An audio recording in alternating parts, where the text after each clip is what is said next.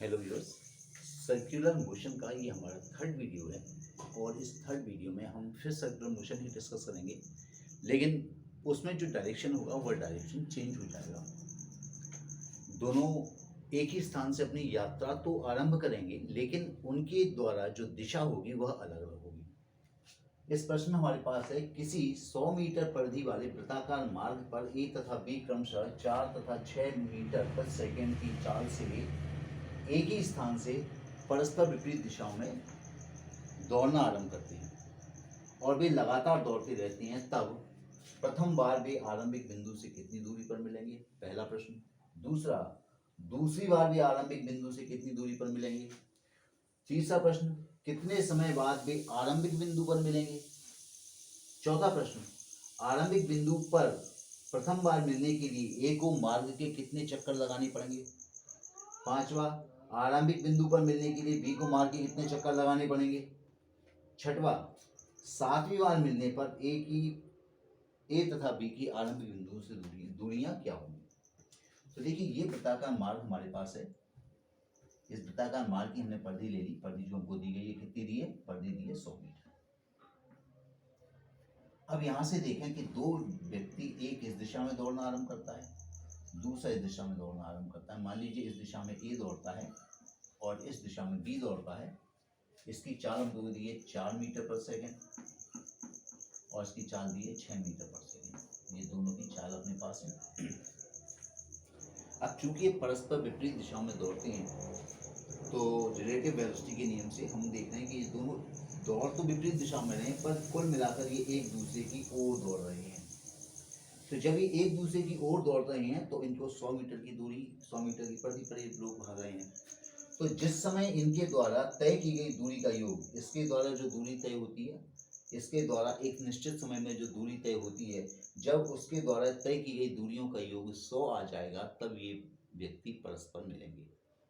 तो प्रथम बार मिलने के लिए इन दोनों के द्वारा तय की गई दूरी का योग 100 होना चाहिए। पहले का आंसर, प्रथम बार मिलने के लिए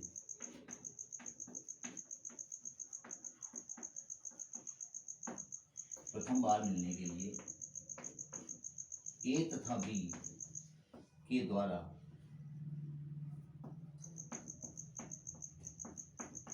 तय की गई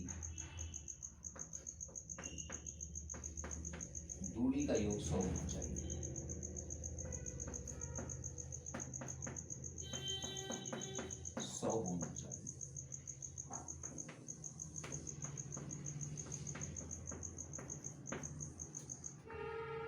तो दोनों जब 100 मीटर की दूरी तय कर लेंगे तो मिलिए, दोनों परस्पर पहली बार मिलेंगे।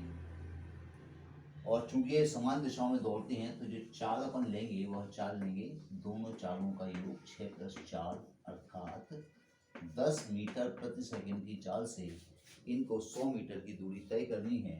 तो प्रथम बार मिलने का समय होगा, समय बराबर दूरी बटे चाल। तो दूरी तय करनी है इनको कुल मिलाकर 100 मीटर। चाल है का योग है 10 सेकंड बाद ये दोनों व्यक्ति प्रथम बार मिलेंगे। हमने समय ज्ञात कर लिया कि पहले बार ये लोग 10 सेकंड बाद मिलेंगे। तो नेचुरल सी बात है कि 10 सेकंड बाद यदि ये मिलेंगे तो एक ही चाल यदि 4 मीटर पर सेकंड है, तो 10 सेकंड में ए भाग जाए 40 मीटर। तो मान लें कि आधा रास्ता ये है, ए लगभग 40 मीटर भागेगा तो करीब यहाँ पर आ जाएगा ए। तो देखिए, जितने समय में ए यहाँ पहुँचेगा उतने ही समय बी यहाँ पर जाएगा। तो अगर मैं इस दूरी को, ये वाली दूरी अगर मैं 40 लेता हूँ, तो नेचुरल है कि ये जो दूरी यहाँ से यहाँ तक की होगी, आरंभिक बिंदु से इस स्थान की दूरी, ये होगी 60। तो आरंभिक स्थान से इसकी दूरी क्या होगी? आरंभिक स्थान से दूरी, तो दूरी बराबर चाल गुणा समय। यदि अपन ए से काउंट करें, चाल गुणा समय, तो ए की चाल है 4, इसका समय है 10। तो 40 मीटर की दूरी पर, आरंभिक बिंदु से 40 मीटर की दूरी पर, यदि इस बिंदु को मैं सी ले लेता हूँ, तो सी बिंदु पर ये प्रथम बार मिलेंगे, अर्थात ए सी का दूरी हो जाएगी, ए सी बराबर आ जाएगा 40 मीटर। तो यदि अपन यहाँ से निकालते हैं ओ मानने से ओ ए सी का जो डिस्टेंस होगा ओ से ए तक के डायरेक्शन में 40 मीटर और ओ से बी सी के डायरेक्शन में अगर दूसरी तरफ से काउंट करें ओ से बी सी के डायरेक्शन का डिस्टेंस होगा वो होगा 60 मीटर। तो प्रथम बार मिलने के लिए इनके द्वारा तय की गई दूरी का योग 100 होना चाहिए। इसी प्रकार कंसेप्ट आसान होता है। यदि ये दूसरी बार हमको बताना है कि दूसरी बार वे आरंभिक बिंदु से कितनी दूरी पर मिलेंगे, तो जैसे प्रथम बार मिलने के लिए इनके द्वारा तय की गई दूरियों का योग 100 होना चाहिए था, उसी प्रकार दूसरी बार मिलने पर, सेकंड क्वेश्चन का आंसर, दूसरी बार मिलने के लिए ए तथा बी द्वारा तय की गई दूरी का योग 200 होना चाहिए। तीसरी बार के लिए 300 होना चाहिए, चौथी बार के लिए 400 होना चाहिए। चाल फिर यही रहेगी। तो अब यहाँ पर जो दूरी बदल गई, दूरी आ गई 200। अब ये 20 सेकंड बाद आरंभिक बिंदु से मिलेंगे। तो 20 सेकंड में ए के द्वारा तय की गई दूरी कितनी आ जाएगी? 80 मीटर। तो अब यहाँ से देखिए 80 मीटर करीब करीब कहाँ होगा?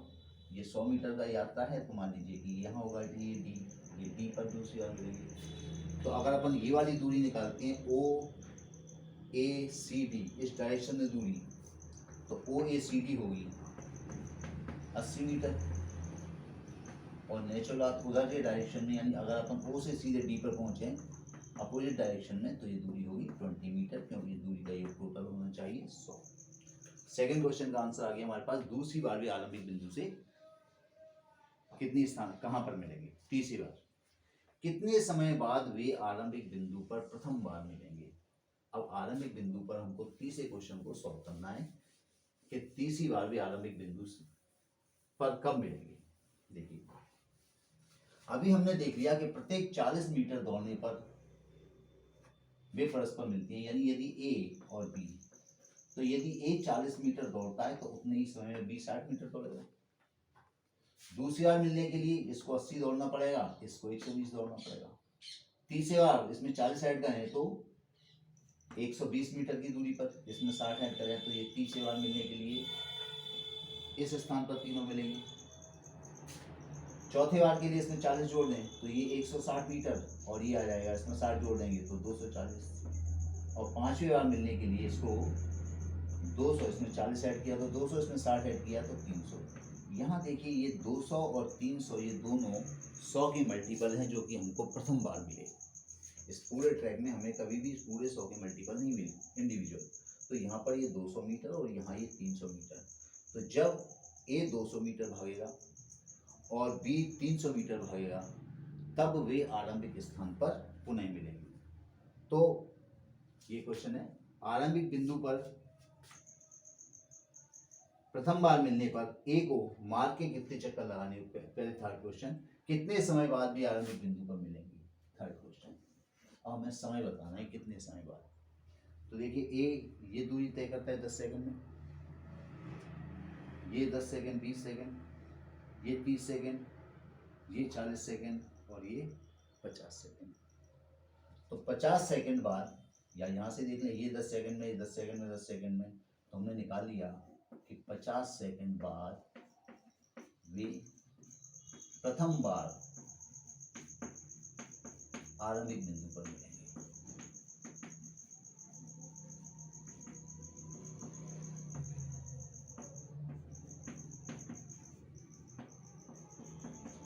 क्वेश्चन से बहुत क्लियर है कि प्रत्येक 10 सेकंड बाद तो वे परस्पर मिलेंगे और 50 सेकंड बाद वे आरंभिक बिंदु पर पहले बार मिलेंगे, जहां से उन्होंने दौड़ना शुरू किया था। तो थर्ड क्वेश्चन हमारे पास आ गया। फोर्थ, आरंभिक बिंदु पर मिलने पर, प्रथम बार मिलने पर ए को मार्ग के कितने चक्कर लगाने पड़ेंगे? हमें मालूम है कि पहले बार मिलने के लिए ए को 200 मीटर भागना है और बी को 300 मीटर भागना है, और हमारी मार्ग की लंबाई 100 मीटर है, तो ए के लगेंगे 2 चक्कर। 200 मीटर भागना है तो एक चक्कर 100 मीटर का है, तो ए के 2 चक्कर। तो अपन निकालेंगे पांचवें क्वेश्चन का, चौथे क्वेश्चन का आंसर, ए के द्वारा चक्करों की संख्या।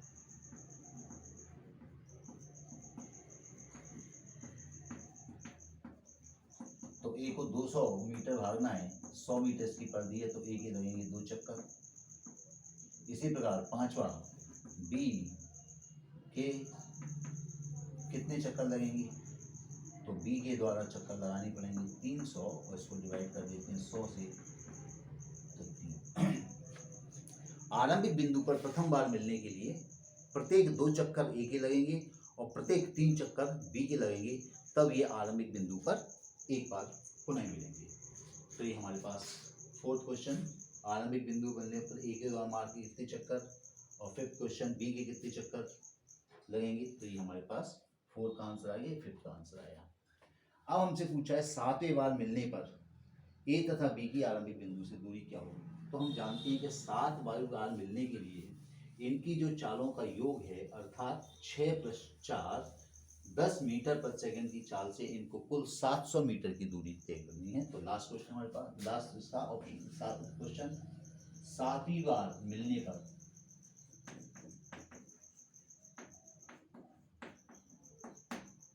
दोनों को कुल 700 मीटर की दूरी तय करना होगी, 700 मीटर की दूरी तय करना होगी।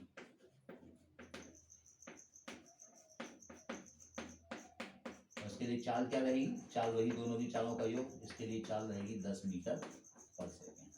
अपन समय निकाल देते हैं, समय बराबर दूरी बटे चाल, दूरी है 700, चाल है 10, तो दोनों को डिवाइड कर दें तो क्या जाएगा 70 सेकेंड बाद ये 7वीं बार मिलेंगे। वैसे भी नेचुरल बात थी कि पहली बार मिलने रहे हैं 10 सेकेंड बाद, दूसरी बार 20 सेकेंड बाद, तीसरी बार 30 सेकेंड बाद, तो 7वीं बार 70 सेकेंड पर मिलेंगी। अब 70 सेकेंड में एक ही द्वारा तय की गई दूरी, एक ही दूरी बराबर होता है 4 गुना समय। एक ही चाल है 4 और इसकी चाल है, ये समय लगता है 70 सेकेंड, तो 7 × 4 = 28, 228 मीटर की दूरी पर मिलेंगे। अर्थात ये जिस दिशा में भागता है, यदि ए मान लीजिए इस दिशा में भागना शुरू करता है, ये ए का डायरेक्शन है, तो 280 मीटर यानी 100 मीटर का पहला चक्कर, 200 मीटर का दूसरा चक्कर, और तीसरे चक्कर के बाद 80 मीटर लगभग यहाँ हो जाएगा।